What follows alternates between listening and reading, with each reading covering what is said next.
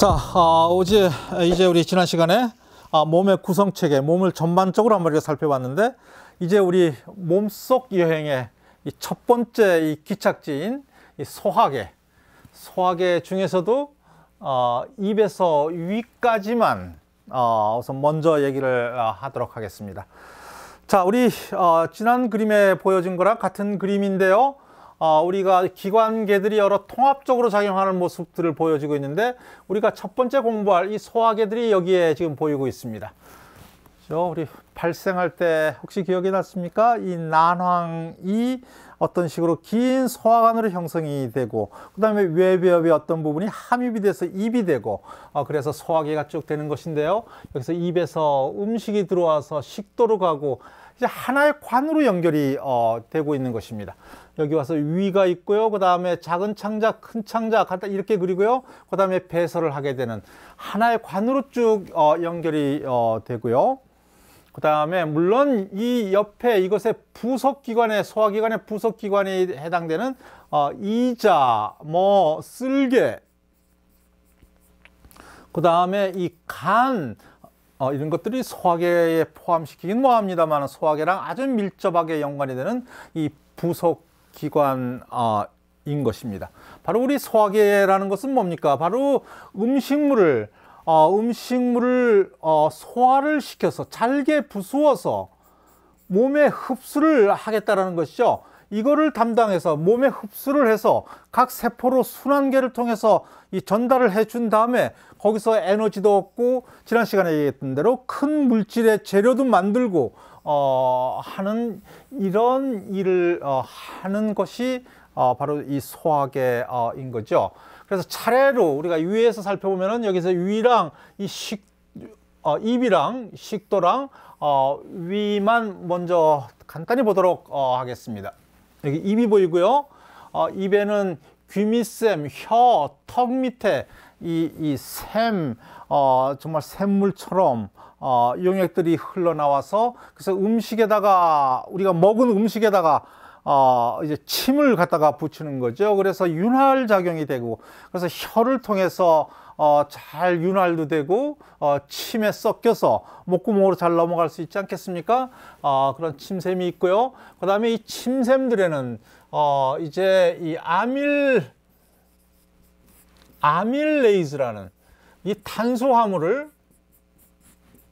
이 많은 다당류들, 녹말 이런 것들을요, 셀룰로즈는 아니고요. 우리 셀룰로즈는 사람이 소화를 못 시킵니다. 우리가 녹말 이런 큰 다당류들을 우리 엿당이랑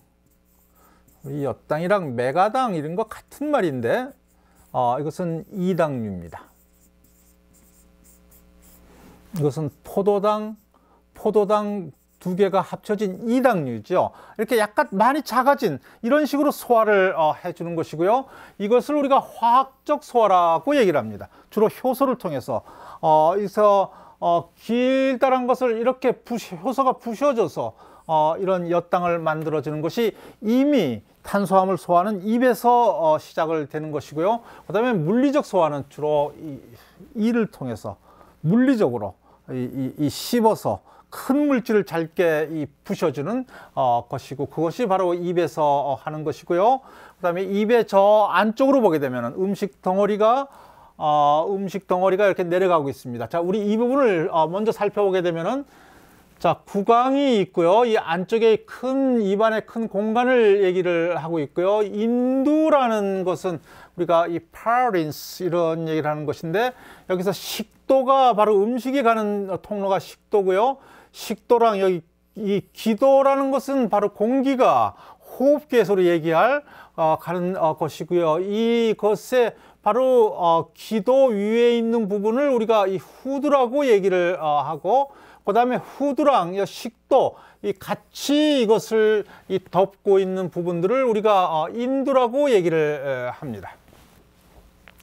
자, 그래서 음식을 먹으면 이쪽으로 가면 안 되고 식도로 가야 되니까, 그죠? 그래서 이런 여기 후두는 이제 후두 바로 앞에 성대가 있고요. 그 앞 밑에 기도가 쭉 형성해서 공기가 그쪽으로 통하는데, 이제 후두개, 그것을 이 덮개라고 볼 수가 있습니다. 후두개가 여기서 올라가고 후두개가 내려가고 이런 과정을 통해서 후두개가 내려가게 되면 바로 식도의 근육이 열려서 음식이 식도로 가고요. 그 다음에 후두개가 올라가면은 이제 식도가 근육에 수축이 돼서 막혔기 때문에 음식이 못 올라가고 공기만 흡입이 되게 되는 이런 이 개폐 시스템이 잘 되어 있고요. 그 다음에 일단 식도로 들어가게 되면은 식도에서는 바로 이 연동 운동이라고 얘기를 하는데요. 이 수축과 이완, 그러니까 식도를 싸고 있는 막에는 상당히 근육 조직이 상당히 발달이 되어 있어서 음식이 들어올 때는 인육이 되고 들어오면은 수축을 해서 다시 내보내고 그다음에 수축 이완을 해서 음식물이 차례로 위쪽으로 향하게 되는 것입니다. 자, 그렇기 때문에 누워서 뭘 먹어도 음식은 위쪽으로 갈 수가 있겠죠. 중력이랑 거슬러서 바로 연동 운동 때문이겠죠. 누워서 먹으면 어떻게 될까? 그건 뭐 안 해봐서 모르겠는데 그래도 갈 것으로 짐작은 되는데요. 어쨌든 잘 가지는 않겠죠. 어쨌든 연동 운동이 아주 식도에서 벌어지는 중요한 일이고요. 이제 여기에 위라는 이제 제법 우리 밥통이라고 얘기를 하는 음식물을 이 저장해 두는 이 곳으로 이동을 하는 것입니다. 자, 우리 위 얘기를 보게 되면은요, 우리 몸 안쪽에 위가 이렇게 보이고요. 이거 40, 그러니까 이렇게 길이가 40cm, 이 폭이 22cm, 대략 성인 기준으로 해서 그 정도의 그 길이가 있고요. 그 다음에 이 막이 이렇게 둘러싸여 있고, 막 안에는 아주 이 주름진 것이, 그러니까 막 내부가 이런 식으로 막이 상당히 이 주름져 있다라는 것을 얘기를 해주고 있고요. 이 막에는 맨 바깥에는 점막, 이거 표피세포에 해당되는 것인데요. 표피 조직에 해당되는 것인데, 여기서는 샘이 있어서 여기서도 중요한 용액들이 이제 곧 얘기할 여기서 흘러나오고요. 근육층이 있어서 뭔가 꿈틀꿈틀하게 만들고, 그래서 보여주지 않고 있는데 당연히 신경 조직들도 가서 신경이 위에 가서 뭔가 맛있는 음식 냄새가 나면은 그것이 뇌에서 받은 신경여기에 가서 위를 빨리 꿈틀거려라 하기도 하는 것입니다. 자, 이제 우리 위에 주름을 보게 되면은 이 주름에서는 이렇게 상당히 꿈틀꿈틀거린다 그랬는데 바로 이래서 여기에 이런 그 위 점막 구멍이 있어서 여기서 이제 물질들이, 용액들이 흘러나오는 것입니다. 위샘들이 이 아랫부분에서 만들어진 것이고요. 위에서는 벽세포, 주세포라는 아주 중요한 분비세포들이 있게 되고요. 이 주세포라는 것은 우리 조금 이따 다시 좀 더 얘기할 이 펩시노겐이라는 이 단백질 분해 효소의 이 전구체, 조금 이따 더 설명하도록 하겠습니다. 그 다음에 여기서는 HCl, 염산, 이 강력한 산성인 염산을 바로 이 벽세포가 분비를 하고요. 펩시노겐은 주세포가 분비를 해서, 자, 이런 것들이 이렇게 타고 위 구멍을 통해서 위 안으로 들어오는 것입니다. 이것이 바로 위의 큰 특징이고요. 이 점막의 주름을 가지고 이렇게 하게 되는 거죠. 바로 우리 위라는 것은 진화적으로 여기다가 음식을 저장을 하니까 우리가 항상 음식을 안 먹어도 되죠. 뭐 6시간, 7시간 저장을 할 수가 있고, 뭐 하루에 3번 정도만 먹어도 우리가 살아갈 수가 있게끔 할 수가 있는 바탕 중에 하나가 바로 위에서의 음식이 저장인 것입니다. 그래서 위에서는 이제 이 단백질 소화가 벌어지고요. 이제 여기서 나오는 염산 때문에, 이 강력한 염산 때문에 멸균 작용이 벌어집니다. 음식을 통해서 들어온 많은 지저분한 그런 박테리아라든가 뭐 많은 균들이 HCl에서 살아갈 수가 없습니다. HCl은 강력하기 때문에 실은 이 수소 결합을 아주 약하게 결합을 한 단백질 내에서도 수소결합이 있고 많은 물질들에서 이 수소결합이 있는데 이 HCl이 들어가면은 많은 입체 구조를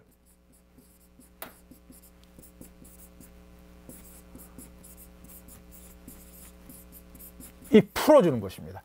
그래서 이제 더 이상 입체 구조가 안 되게끔, 그래서 이제 앞으로 소화효소가 가서 작은 창자든지 위안이든지 가서 그것을 소화시키기 잘게 부수기 좋게 하는 일도 HCl이 하고 있는 것입니다. 자, 이제 여기서 보면 똑같은 얘기인데요. 우리가 위에 그 점막 안으로 들어와서 위 분비세포 쪽을 보고 있는데요. 이 페리에탈 셀, 이것은 우리가 벽세포고 아까 얘기한 이것은 주세포입니다. 자, 주세포랑 벽세포인데, 자, 이제 벽세포에서 HCl을 분비를 하고요. 주세포에서는 여기에 펩시노겐, 아까 얘기했던 펩시노겐을 지금 만들어 놓고 있습니다. 자, 이제 여기서 펩시노겐이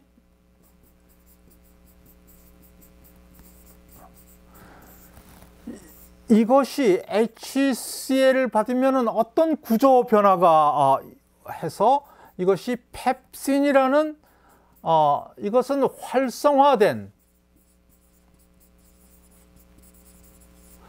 이 단백질 이 분해 이 효소입니다. 펩시노겐은 바로 펩신으로 가기 위한 전 단계인데, 우리 전구체라는 말을 씁니다만은 전 단계인데 이거는 불활성화입니다.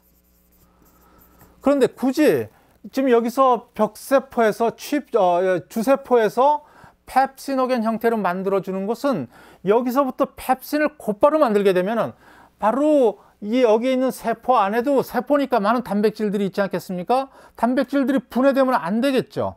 자기 세포를 보호를 해야 되니까. 그렇기 때문에 여기서는 펩시노겐으로 만들어서 이렇게 위공을 통해서 위 안으로 보내는 것입니다. 보내서 이제 위 안으로 들어와서 펩시노겐이 펩신을 만드는 것이죠. 그죠? 그러니까 자기 보호를 위해서 이런 전구체, 불활성화한 전구체로서 이 주세포에서 만들어 놓는 것입니다. 자, 그래서 이 펩신을 통해서 이제 단백질이 분해가 되는 것이고요. 그 다음에 이제 벽세포에서 HCl이 흘러나오니까 이제 위가 강력한 산성으로 돼가지고 이런 점막에 있는 세포층들이 다칠 수가 있습니다. 산성에 노출되어 있기 때문에 왜 안 다치겠습니까? 그렇기 때문에 여기 중탄산염 이런 것들이 용액들이 와서 주변을 둘러싸서 이것은 중화시키는 pH를 어떤 중성 정도로 유지를 할 수가 있게끔 만들어서 여기서 점막 세포들은 다치지 않게 만드는 것입니다. 나중에 잠깐 얘기하겠습니다만 이것이 다치면은 어떤 위궤양이라든가 위에 어떤 병변이 생겨서 이제 HCl이 세포에 영향을 주니까 속이 쓰리고 그러는 것이겠죠. 그래서 여기 pH가 중성을 유지가 돼서 이 안에서는 바깥은 이 차가운 pH 2.0의 산성이지만 점막세포 주위에는 7.0이 돼서 이 점막세포들이 제대로 작동을 할 수 있게끔 그렇게 하는 것입니다. 자, 이제 이 펩신이라는 것이 이제 펩신이 활성화되는 것인데요. 펩신은 여기에 아미노산이 이렇게 폴리펩타이드 단백질 사슬이 있으면은 이제 다 분해가 된다 그러지 않았습니까? 그래서 입체 구조가 다 분해가 돼서 1차 구조로 다 변해가 있는데요. 이것은 뭐 일정하지 않습니다. 크기가 대충 이렇게 자르는데 이유는 이것이 자르는 아미노산들이 타이로신, 그 다음에 페닐알라닌, 뭐 이런 것들이 여기에 지금 나오고 있는데요. 펩신이 있으면 페닐알라닌, 타이로신, 트립토펜, 메티오닌 이런 아미노산들이 있으면 펩신이 이런 아미노산들이 여기에 가령 여기에 타이로신이 있으면 자르고 여기에 또 그다음에 페닐알라닌이 있으면 자르고 메티오닌이 있으면 자르고 그렇습니다. 그러니까 메티오닌 이런 펩신에서 잘라지는 것들이 어떻게 여기에 잔뜩 분포할 수도 있고 멀리 떨어져서 분포할 수가 있고 그래서 펩신에서 잘라지는 길이는 상당히 다양합니다. 어쨌든 단백질이 이제 짧게 잘라져서 짧아진 짧아진 펩타이드라고 얘기를 할 수가 있습니다. 이 펩신에 의해서요. 자, 그렇죠? 자, 그래서 이제 펩시노겐이 펩신이 됐고요. 그래서 이런 식으로 짧게 조금 긴 것도 있고 짧은 것도 있고 이렇게 잘라 줬습니다. 그래서 멤브레인 위안에서는 단백질이 1차적으로 펩신에 의해서 소화가 되고요. 펩신은 묘하게도 이제 pH에서 보통 일반적으로 효소들은 중성 7, 8에서 잘 작용을 하는데 이 펩신은 산성에서 잘 작용을 해서 위에서 잘 작용을 할 수가 있는 것은 다른 단백질 효소들은 안 되는데 펩신만은 위에서 잘 작용을 할 수가 있는 것입니다. 자, 다른 단백질 효소들은 이제 이것은 조금 이따 다음 시간에 얘기할 이자에서 만들어지는 것들인데요. 이것은 아미노산이 아르지닌, 라이신, 뭐 다른 아미노산이 있게 되면은 또 다른 것 자릅니다. 그러니까 결국은 아주 잘게 자르는 거죠. 위나 이제 이런 이자에서 나오는 나중에 얘기할 그 다음에 여러 종류의 단백질이 있어서 이제 나중에 분해가 되는 것입니다. 자, 이제 그러고요. 테이스트, 맛이라든가 냄새, 뭐 음식에 대한 생각 그런 것들이 있으면 뇌에서 그런 거 하지 않겠습니까? 우리 나중에 얘기가 되겠습니다만은 이것이 신경으로 가게 되면은 우리 신경 조직에서 있는 신경 신호를 받아서 이러면 위에서 게스트린이라는 히스타민, 게스틴 이런 것들이 만들어져서 이 게스트린이라는 것은 위에서 만들어진 호르몬으로서요. 이제 혈액을 타고 위 전체로 움직여 가서 위가 자꾸만 더 꿈틀거리게 근육 조직이 있으니까 꿈틀거려서 여기서 점점 더 많은 이 게스트린을 만들어서 위에서 소화를 활발하게 해주는 또 신경계에 연관되어 있는 이 게스트린의 그런 역할도 보여주고 있는 것입니다. 자, 이제 이와 같이 해서 위에서는 소화가 되고요. 이제 죽같이 되겠죠. 그죠? 단백질이 잘라지고 많은 입체 구조가 풀리고 그래서 아주 그렇지만 산성 때문에 이 독한 환경이 되죠. 그래서 뭔가 잘못이 되면은 아주 자극적인 음식을 먹었거나 술을 많이 마셨거나 뭐 등등 하게 되면은 아까 잠깐 얘기했습니다만 이거 위궤양입니다. 상당히 많은 사람들이 이것 때문에 고통을 받고 있는데요. 바로 이 점막체에 큰 구멍이 생긴 거죠. 자, 이것은 많은 아까 얘기한 대로 자극적인 음식, 매운 거, 짠 거, 그런 것이 술도 그렇고요. 그 다음에 알려진 것 중에서 하나가 헬리코박터, 이 파일론이라는 이런 특정 박테리아들은 산성 환경에서 잘 자랄 수가 있습니다. 그래서 이 박테리아가 자라면서 위궤양을 촉발한다라고도 지금 그런 것이 알려지고도 있습니다. 자, 이렇게 구멍이 나서 상당히 아프겠죠. 이 궤양들. 이것이 자칫 발달돼서 이것이 바로 암으로 변할 수도 있고요. 그래서 독한 환경이기 때문에 위궤양도 생기고요. 뭔가 근처의 세포들도 이 독한 자극에 의해 가지고 돌연변이가 생기겠죠. 우리 지난 시간에서 얘기를 했습니다만은 암이 생기는 큰 이유 중에서 하나가 이 돌연변이들인데요. 바로 자극적인 환경, 음식, 술, 뭐 그런 거겠죠. 그래서 암이 특히 우리나라에서 빈도가 높은데요. 위백에서 이 암이 생겨서 이제 전이가 되기도 하고요. 상당히 무서운 얘기들입니다. 그 외에 이것이 뭐 심각할 정도는 아닙니다만 우리가 많은 사람들이 경험을 해봤을 것입니다. 어떤 이유에선가 위에서에 있는 그 위액이 입으로 다시 역류해 가지고 올 수가 있죠. 그 시큼한 거 기억나십니까? 뭐 때문이죠? 바로 강력한 산성 때문이죠. 그래서 이런 역류가 발생이 돼서요. 이제 위에 이게 거꾸로 올라오는 이런 모습들도 있는 것입니다. 자, 이제 이렇게 해서 입을 통해서 식도를 통해서 위를 통해서 위에서 이제 멸균도 되고 입체 구조도 풀리고 그중에서 다른 영양분들은 내버려 두고 우선 단백질만 이제 적당하게 완전히 잘게 모든 아미노산을 만드는 것이 절대로 아니고요. 적당하게 듬성듬성 잘라 놓는 그런 과정을 해서 이 죽처럼 그래서 유미죽이 돼서요. 이제 이것이 이제 소장, 제가 이 말도 왔다 갔다 할 것 같은데 이 작은 창자 이 똑같은 말인데 이 짝으로 흘러 내리게 됩니다. 그래서 우리가 다음 시간에 얘기를 하도록 하겠습니다.